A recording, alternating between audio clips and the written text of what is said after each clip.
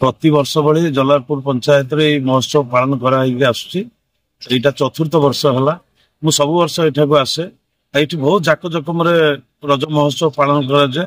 मु जेतोडे जगह जाईची किंतु जलालपुर रज महोत्सव संपूर्ण नियरा।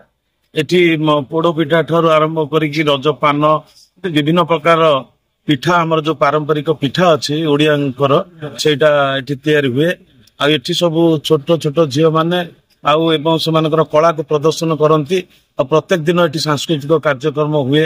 आउ एठी भी दोली रो गोटे कंपटीशन हुए। तेणुक ये महोत्सव जो आज चतुर्थ वर्ष पदार्पण कला प्रति वर्ष किसी ना कि नुआ जिनस करे। तो एठी बहुत लोक समागम हुए।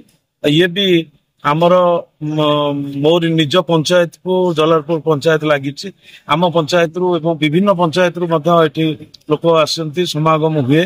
आम मो यही अवसर में मो रजरे मो नियाड़ी समस्त जनसाधारण को मो आंतरिकतार सहित शुभेच्छा अभिनंदन जनाऊँच।